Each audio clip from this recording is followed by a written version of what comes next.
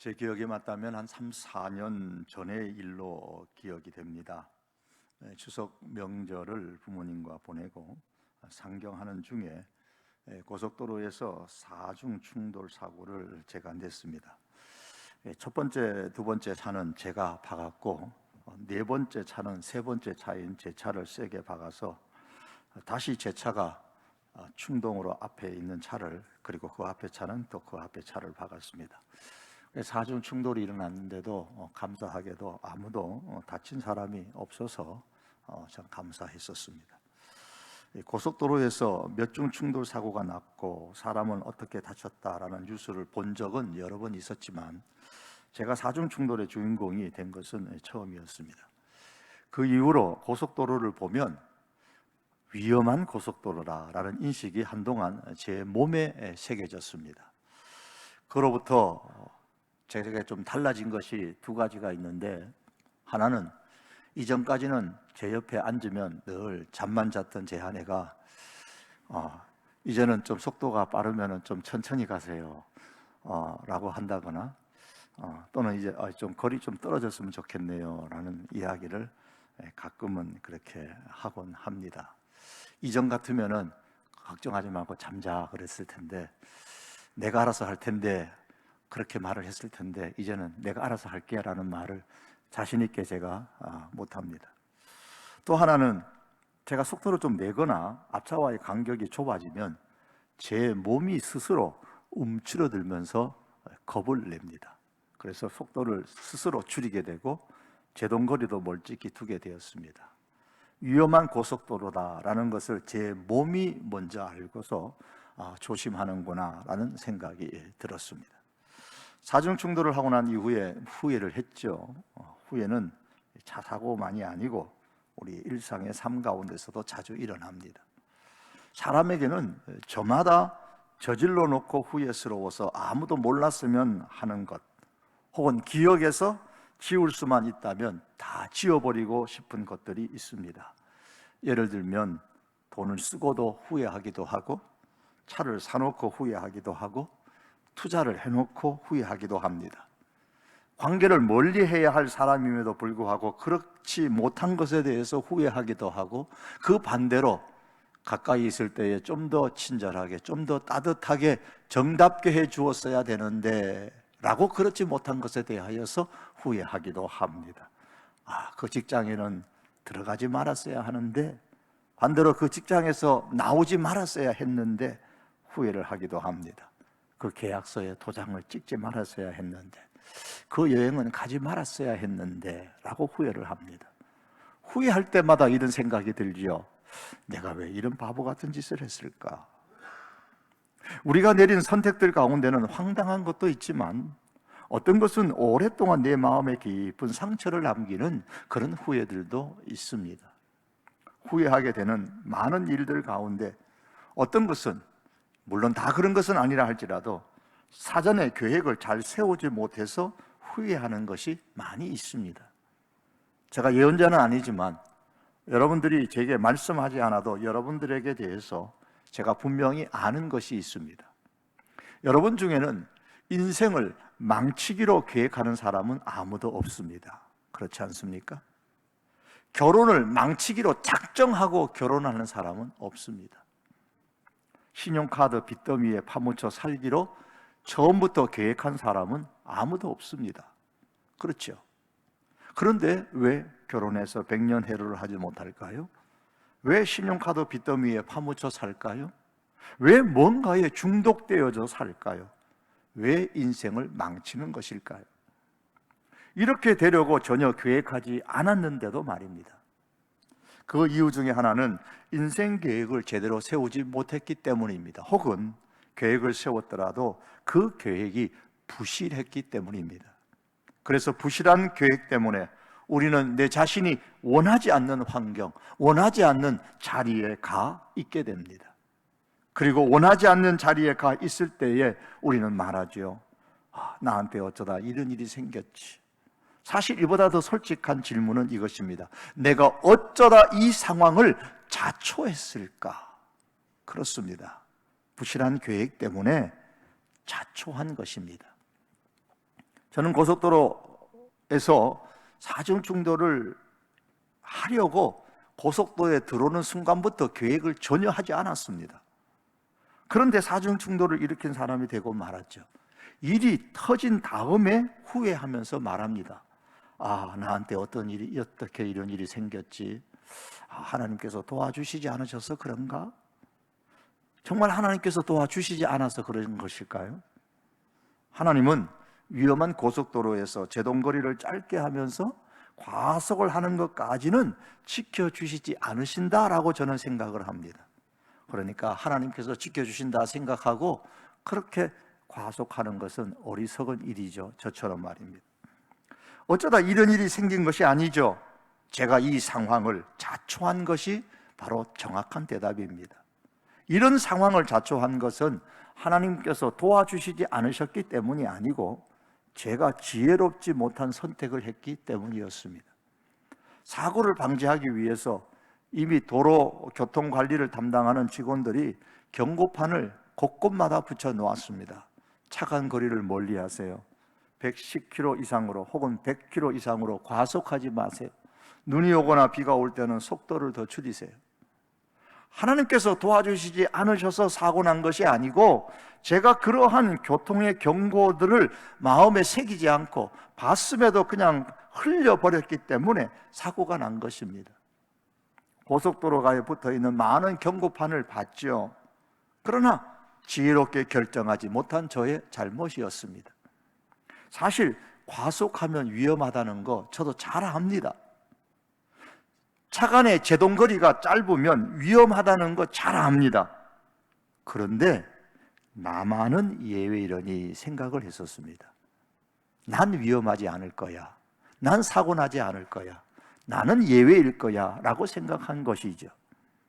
뉴스에 나오는 고속도로 위의 그 충돌 사고는 그냥 뉴스일 뿐 내게는 해당되지 않는 사건이라고 생각했습니다. 그렇습니다. 위험하다는 것을 알면서도 그 위험이 내게는 해당되지 않는다고 생각하고 행동하는 것, 이것이 지혜롭지 못한 선택이요 결정입니다. 인생 사고를 사전에 막기 위하여 성경은 이렇게 사전에 많은 경고를 하고 있습니다.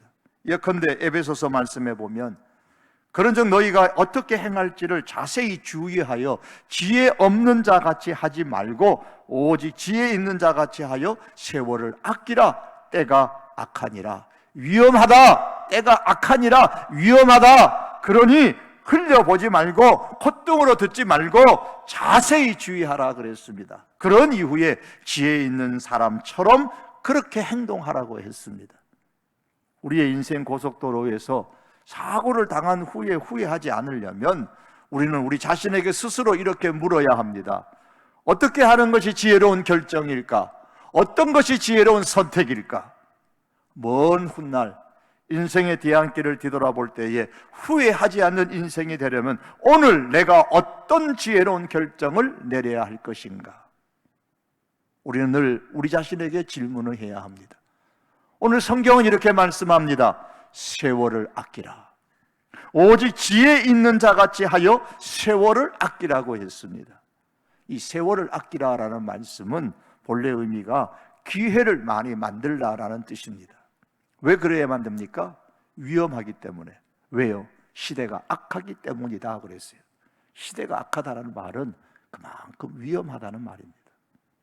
인생은 위험한 고속도로를 달리는 자동차와 같습니다. 언제 어떤 사고를 낼지 혹은 사고를 당할지 모릅니다. 길이 넓고 매끄럽게 잘 포장되어 있다고 해서 결코 안전한 길이 아닙니다. 생명까지 빼앗아갈 위험한 사고가 도처에 도사리고 있습니다. 지금 내가 가는 인생길은 형통하다고 넓다고 잘 달리고 있다고 결코 안전한 것이 아닙니다. 예수님은 말씀하시기를 넓은 길은 사람들이 보기에 좋아 보이지만 그래서 많은 사람들이 그 넓은 길로 가지만 그 길의 종착점은 멸망이라고 하셨습니다. 우리가 사는 시대는 악하기 때문에 위험해서 언제든지 우리 인생을 사고나게 할 수 있고 후회하게 만들 수 있습니다. 그렇기 때문에 어떻게 행할지 자세히 주의해서 보아야 됩니다. 흘려 듣지 말아야 됩니다. 이 시간에도 흘려 듣지 마시기를 바랍니다. 그리고 여기에 더하여 이 시대의 악한 유혹들을 물리칠 수 있는 기회들을 지혜롭게 가능한 많이 만들어야 합니다. 그렇다면 우리가 가능한 많이 만들어야 할 기회는 어떤 기회일까요? 이미 믿는 분이든 믿지 않는 분이시든 상관없이 하나님을 알 수 있는 기회들을 가능한 많이 만들어야 됩니다. 하나님을 알 수 있는 기회. 개미가 남산을 알기 위하여 열심히 샅샅이 조사한다면 남산에 대해 얼마나 알 수 있을까요? 세 발의 피일 것입니다. 사람인 우리가 하나님을 알려고 샅샅이 조사한다고 해도 개미가 남산을 아는 것보다도 많이 알지를 못합니다. 그러나 그럴지라도 조금이라도 하나라도 더 하나님을 알 수 있는 기회가 있다면 더 많은 기회들을 만들어야 합니다. 왜냐하면 하나님을 아는 것이 곧 지혜이기 때문입니다. 역사상 지혜의 대명사라고 할 수 있는 솔로몬은 이렇게 말했습니다. 오늘 본문의 말씀이죠. 여호와를 경외하는 것이 지혜의 근본이요 거룩하신 자를 아는 것이 명철이니라. 이 말씀에서 솔로몬은 앞뒤의 문장을 상호 대꾸법으로 사용하여서 강조를 하고 있습니다. 앞의 문장과 뒤의 문장이 같은 뜻인데 다른 표현을 써서 강조하는 거예요. 본문에서는 여호와를 경외하는 것, 그리고 거룩하신 자를 아는 것, 같은 뜻인데 다른 표현을 썼습니다. 상호 대꾸법을 썼어요. 그 다음에 지혜라는 단어와 명철이라는 단어는 여기서 같은 의미인데 다른 단어를 써서 강조를 하고 있습니다. 여호와를 경외하는 것이 지혜의 근본, 따라서 거룩하신 자 하나님을 아는 것이 또한 지혜의 근본인 것입니다. 이거 명철인 거예요. 여기서 경외라는 단어는 인정하고 공경하는 것을 의미합니다. 따라서 여호와를 경외하는 것이란 하나님을 인정하고 공경하는 것을 뜻합니다. 이것이 지혜의 근본입니다. 그러므로 하나님을 알고 하나님을 인정하는 것에서부터 지혜는 시작되는 겁니다. 인정의 사전적 단어의 의미는 확실히 그렇다고 여기는 겁니다. 확실히 그렇다고 마음에 받아들이는 것이 인정하는 겁니다. 그렇다면 우리는 하나님을 어떤 분으로 확실히 그렇다고 여겨야 할까요? 성경은 전반적으로 보면 하나님을 이런 분으로 확실히 여기고 인정하라고 말씀합니다. 그 첫 번째가 하나님을 창조자로 인정하라고 했습니다. 성경은 태초에 하나님이 천지를 창조하시니라 했습니다. 하나님은 우리의 창조주이십니다. 우주 만물을 만드셨습니다. 그러므로 우리는 하나님께서 세상을 창조하셨다는 사실을 확실히 그렇다고 마음에 받아들여야 합니다.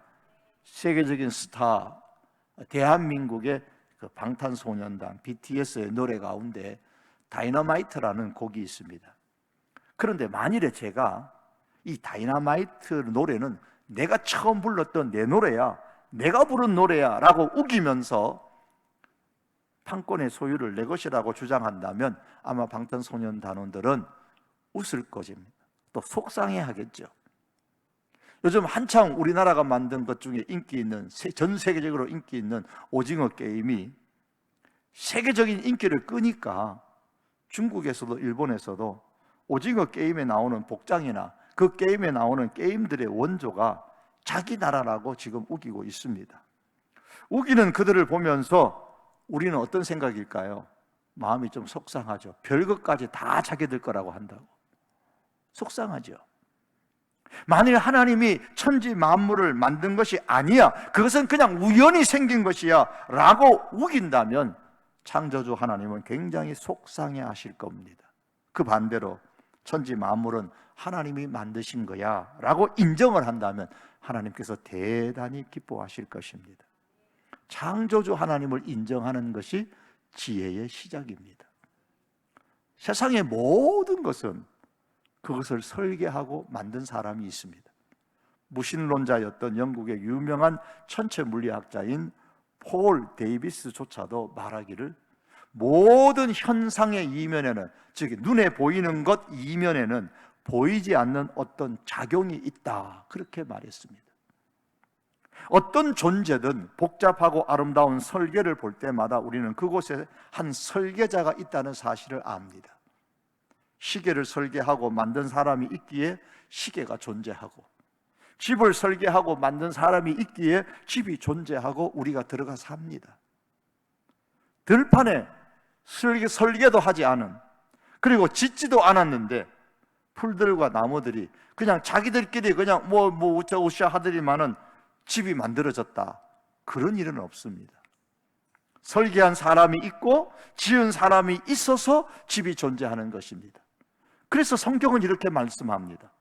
집마다 지은 이가 있으니 만물을 지으신 이는 하나님이시라. 하나님이 창조자라는 사실을 인정한다면 내 인생, 내 가정 역시 하나님의 손안에 있다는 사실을 인정해야 됩니다. 바로 여기서부터 지혜가 시작됩니다. 두 번째로, 하나님은 구원자이심을 인정하라고 했습니다. 하나님은 우리를 구원하시기 위해 인간의 몸을 입으시고 이 땅에 오셔서 대속의 십자가를 지셨습니다. 이로써 하나님은 우리의 구원자가 되셨습니다. 전직 대통령이셨던 노태우 대통령이 돌아가셨죠. 자, 이분에 대해서 현재의 평가는 사람들마다 각기 다릅니다. 후일의 역사가 아마 평가를 할 겁니다.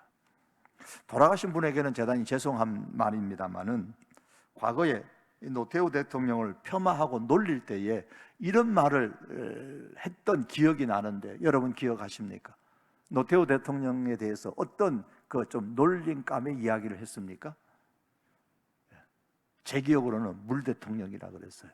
물 대통령. 그런데 옛말에 상선악수라 그랬습니다. 이상적인 삶을 사는 최상의 방법은 물처럼 살아가는 것이다 라는 말입니다. 물에서 배워야 할 것이 세 가지가 있다라고 어느 책에서 제가 봤습니다. 하나는, 물은 지극히 유연하다는 점입니다. 네모진 그릇에 담으면 네모진 모양이 되고 둥근 그릇에 담으면 둥근 모양이 됩니다. 그릇에 따라 모양을 바꾸어 나가며 조금도 거역하는 법이 없습니다. 다른 하나는, 물은 스스로를 높이려 하지 않고 낮은 곳으로 흘러갑니다. 그것은 우리가 배워야 할, 사람이 배워야 할 겸손이라 그랬습니다. 나머지 또 하나는, 그러한 물이지만 물은 아주 무서운 힘을 가지고 있습니다. 급류가 되면은 아무리 크고 강한 바위라도 밀쳐내고 부수기까지 합니다. 이와 같이 물은 유연함과 겸손과 그리고 비장된 힘, 이 세 가지의 특징을 갖고 있습니다. 하나님께서 사람을 구원하기 위해서 끝까지 하나님으로만 고집하셨다면 우리 사람을 구원하지 못하셨을 겁니다. 하나님께서 사람을 구원하시기 위해서 끝까지 하나님으로 고집하지 아니하시고 사람을 구원하기 위하여 사람의 모양으로 사람이 되는 유연함을 보여주셨습니다. 그리고 우리의 죄를 대신하여 십자가에 죽기까지 하늘에서부터 저 땅까지, 땅 아래에까지 자신을 낮추시는 겸손을 보여주셨습니다. 이로써 하나님은 우리의 구원자가 되셨습니다. 우리의 구원자가 되신 하나님은 그러나 우리를 사단의 권세로부터 구원하시고 지켜주시고 보호하시기에 충분한 힘을 소유하신 분이십니다. 이러한 구원자 하나님을 인정하는 것이 곧 지혜입니다. 세 번째로, 하나님은 섭리자이심을 인정하라 그랬습니다. 하나님은 우주 만물을 창조하신 이후에 멀리서 구경만 하시는 분이 아니십니다. 우주 만물을 다스리시고 통치하십니다. 우리의 삶, 우리의 인생 역시도 다스리시고 관여하여 통치하십니다. 데이비드 웰즈라는 사람은 그의 책 거룩하신 하나님이라는 그 책에서 하찮은 하나님이다라는 용어를 사용했습니다. 이제 하나님은 더 이상 위대하지 않다고 말하는 거예요. 왜냐하면 사람들은, 심지어 그리스도인들조차도 자신의 삶에 있어서 하나님의 중요성을 상실한 채 살아가고 있기 때문입니다. 교회 일을 해도 하나님 없이 하고, 직장 생활을, 또 사업을, 공부를, 삶 속에서 하나님의 말씀을 생각하지 않고 그저 자신의 탐욕에 따라서 움직이고 있기 때문에 이제 하나님은 우리의 삶에서 하찮은 존재가 되어버렸다라고 안타깝게 지적을 했습니다. 반면에 스펄전이라는 사람은 하나님의 위대하심을 표현하기를, 어떤 주제를 명상하더라도 하나님을 생각하는 것만큼 마음을 더 겸허하게 할 만한 것은 없다라고 말했습니다. 이렇게 하나님을 하찮게 생각하는 사람들이 있는 반면에 하나님을 위대하다고 생각하며 살아가는 사람들이 있습니다. 성경은 이렇게 말씀합니다. 로마서 11장 36절에서 만물이 주에게서 나오고 주로 말미암고 주에게로 돌아갑니다. 우주 만물은 하나님의 섭리에 의해서 움직인다라는 말씀입니다. 이렇게 섭리자 하나님의 위대하심을 인정하는 것이 곧 지혜입니다. 마지막 네 번째로 하나님은 심판자이심을 인정하라 그랬습니다. 성경은 우리에게 잠언서에서, 전도서에서 이렇게 말씀합니다. 하나님은 모든 행위와 모든 은밀한 일을 선악간에 심판하시리라. 하나님 우리 각자의 인생을 보살펴 주시지만 우리 자신이 어떻게 살았는지에 대하여 마지막에 심판하십니다. 그냥 대충 우리 인생을 마무리시키시는 하나님이 결코 아닙니다. 그러므로 하나님을 심판자로 인정하는 것이 곧 지혜입니다. 하나님을 심판자로 인정할 때에 내가 이 땅에 살아있는 동안 어떻게 살아야 될지 우리는 진지하게 생각하고 실천하게 되는 겁니다. 지혜로운 사람이 되는 겁니다. 하나님은 창조자요, 구원자요, 섭리자요, 심판자이심을 인정하는 것이 곧 지혜의 근본입니다. 이것이 하나님을 아는 것이고 하나님을 경외하는 것입니다. 이렇게 하나님을 경외하고 하나님을 아는 것이 지혜의 근본, 시작입니다. 그런데 하나님은 하나님이 어떤 분이신지를 우리가 인정하는 것에 대하여 이렇게 말씀합니다. 이 문제는 지적인 문제가 아니라 영적인 문제다라고 말씀합니다.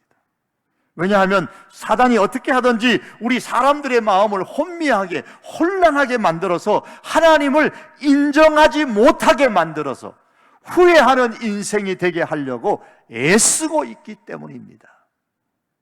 그러나 만일 우리가 하나님의 창조자 되심과 구원자 되심과 섭리자 되심과 심판자 되심을 인정을 하며 산다면 하나님은 우리의 인생길을 지도하십니다. 그러므로 후회하지 않는 인생이 될 수 있습니다. 후회하지 않는 인생으로 마칠 수가 있습니다. 성경은 말씀합니다. 너는 범사에 그를, 하나님을 인정하라. 그리하면 하나님께서 너의 길을 지도하시리라. 하나님을 인정하면 하나님께서 우리의 길을 지도하십니다. 그 결과로 후회하지 않는 인생이 될 수 있습니다. 올바른 인정은 공경을 낳습니다. 부모님을 올바로 인정하는 사람은 부모님을 공경합니다. 하나님을 올바로 인정하는 사람은 하나님을 공경합니다. 공경의 사전적인 의미는 공손히 받들어 모신다라는 뜻입니다. 공손히 받들어 모신다. 그러므로 하나님을 진심으로 공경하는 사람은 하나님을 존중히 여기면서 그분의 말씀에 기꺼이 순종합니다. 이러한 인정과 공경, 그리고 이에 따르는 순종이 곧 지혜의 본질입니다. 후회하지 않는 인생이 되려면 먼저 인생 계획을 부실하게 계획하면 안 됩니다. 하나님을 인정하지 않는 계획은 지혜가 없는 계획이기에 부실한 계획입니다. 부실한 인생 계획은 반드시 후회를 가져오게 만듭니다. 오늘 예배 자리에 참석하신 여러분, 그리고 사랑하는 성도 여러분, 위험한 줄 알면서도 나는 예외라고 생각하지 마십시오. 나는 잘 살 거야. 나는 잘 될 거야. 우리 가정은 괜찮을 거야. 내 인생은 잘 될 거야. 남은 몰라도 나는 아니야 라고 생각하지 마십시오. 이보다 더 어리석은 생각은 없습니다. 악한 시대입니다. 위험한 시대라는 말입니다. 누구에게나 이 위험이 올 수 있다는 말씀입니다. 그러하기에 하나님을 알 수 있는 기회를 삶 가운데 가능한 많이 만드시기를 바랍니다. 창조자 하나님, 구원자 하나님, 섭리자 하나님, 심판자 하나님을 인정하고 이에 합당한 반응으로서 공경과 순종이 뒤따를 수 있기를 바랍니다. 이 안에서 인생을 계획하며 사는 사람이 지혜로운 사람이요, 이것이 후회하지 않는 인생이 되는 비결입니다. 저와 여러분들의 인생 먼 훗날 다시 한번 돌이켜 볼 때에 잘 살았다, 결코 후회스럽지 않는 인생이었다, 그렇게 고백할 수 있는 사람들이 다 될 수 있도록 지혜로운 사람으로 하나님을 인정하고 공경하며 하나님을 경외하는 사람으로 살 수 있기를 주님의 이름으로 축복합니다. 기도하시겠습니다.